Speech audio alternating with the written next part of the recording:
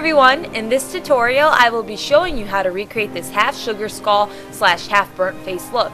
It's actually inspired by a picture from an artist named Simon Hayek, and forgive me if I just butchered the last name. I think this is a great option if you're trying to spice up your sugar skull costume. The burnt side of the face I created by using gelatin you can buy at different grocery stores, and it's a great alternative to more expensive cosmetic products like liquid latex. Plus, this stuff melts right off when you wash it, so you can get it all over your hair and your clothes and it won't be a problem. So if you'd like to learn how to recreate this look, keep on watching and now let's begin. Before applying any makeup, make sure your face is clean and moisturized. If you have oily skin, use an astringent to help remove excess oil.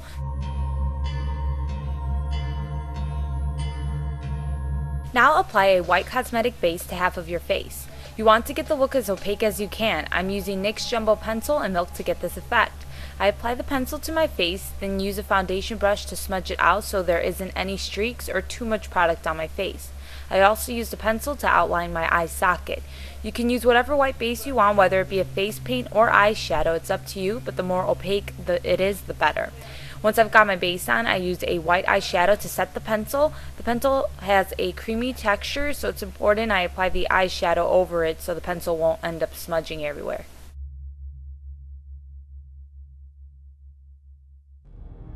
Now I'm using a red, black, and white face paint to draw on all the sugar skull details. Makeup is a lot like painting, especially when you're using face paints. So just like you would use normal paints and mix them together to create new colors, you can do the same with face paints. So I didn't apply the black and white face paint directly to my face, I just mixed those face paints with the red face paint to get different shades of red.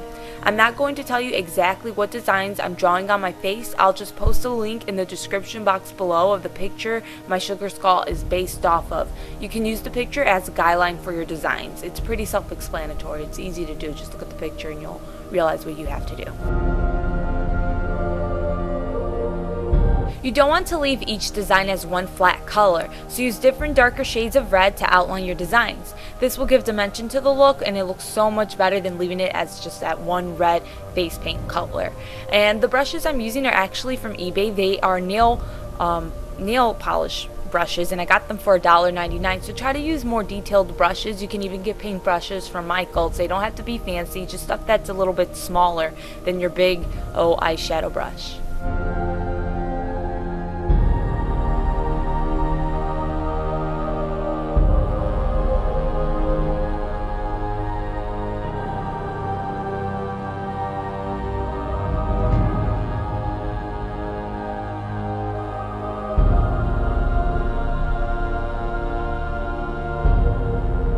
On the eyelids, I applied a burgundy shadow and blended it up into the crease.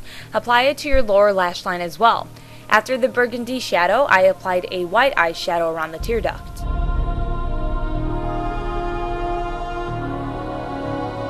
Before you draw any designs onto the lower half of your face, you want to make sure you use a gray eyeshadow to contour your cheekbones. Blend the shadow along the hollows of your cheek and up toward your temple. For the sugar skull look, you really want your face to appear slim by keeping the shadow darkest near your ear and fading it out toward your lips. You can ensure you get that skeleton effect by doing this.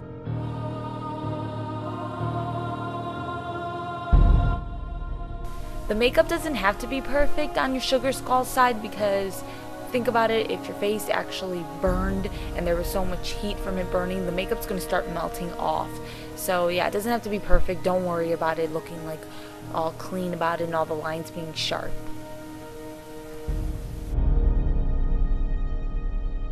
Use a red lip liner to line your lip line and then use a lipstick or your face paint to fill in the lips.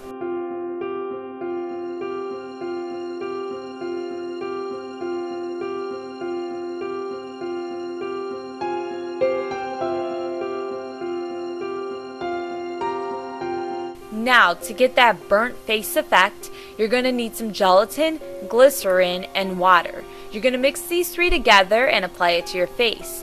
When the gelatin starts to harden, which it will, microwave it on a low setting to break it up again. You don't want the gelatin to boil, otherwise it will be ruined. So watch it as it microwaves.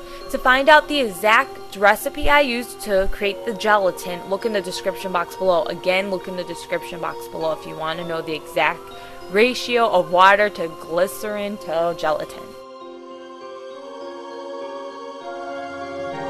Make sure you apply some of the gelatin to your wrists before applying it to your face, because you don't want to end up oiling your skin for real. When it's at a comfortable temperature, apply it to your skin. I just use the end of a plastic spoon to apply the gelatin.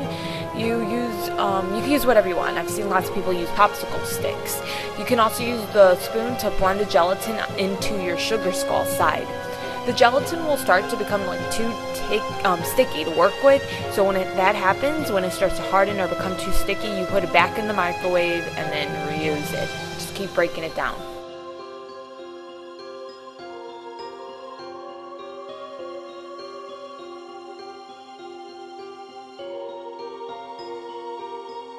To get the effect of burnt skin, apply different shades of red and black face paint to the gelatin. I use different shades of red, like I said, so like light red, more reds that lean more toward the burgundy side.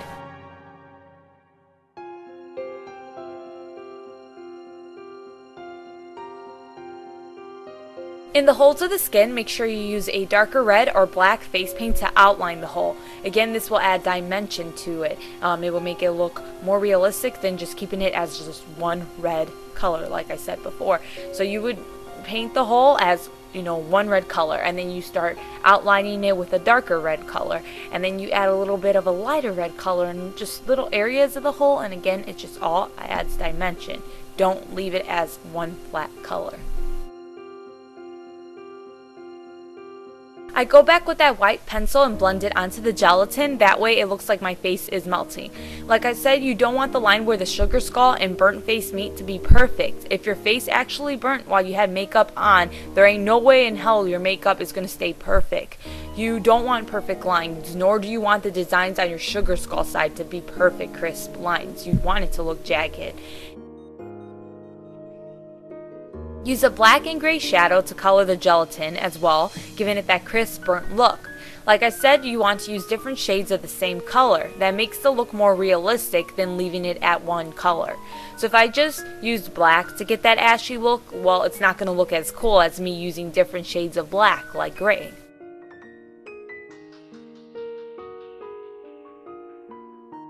I used a cosmetic sponge cut in half to dab some of the white pencil onto the gelatin. I wanted to look like I had the sugar skull on my entire face before my face got burnt. Make sure you blend some of that gray and black shadow onto your sugar skull side as well. Again, you don't want the meeting point between your face to look perfect.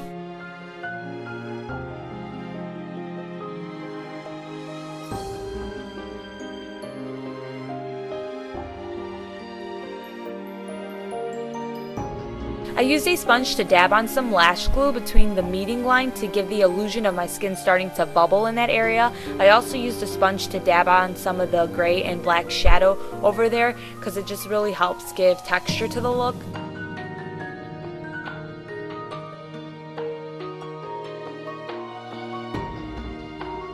Then apply a thick blood around the burnt side of your face. You want to use a thick blood so that it won't run and stay in place all night. I applied the blood mainly to the holes I created with my gelatin and then sporadically onto the gelatin. And a thick blood is better than the liquid blood, because if you use the liquid blood and you apply that to the holes, it's just going to smear all over the place. I forgot to record this part, but you're going to want to apply mascara to your top and bottom lashes, then use a liquid liner to line your lash line, then top it off with fake eyelashes. The look the picture this look is based off of, the girl looks pin-uppy, she looks sexy, so that's what you want to go for. And then that's it. I really hope you enjoyed the tutorial, and make sure you look in the description box below for helpful links and videos to help recreate this look. If you like the video, please give it a thumbs up and leave a comment below. It means a lot to me. Anyways, I will see you guys next time. Hope you enjoyed, and take care. Bye.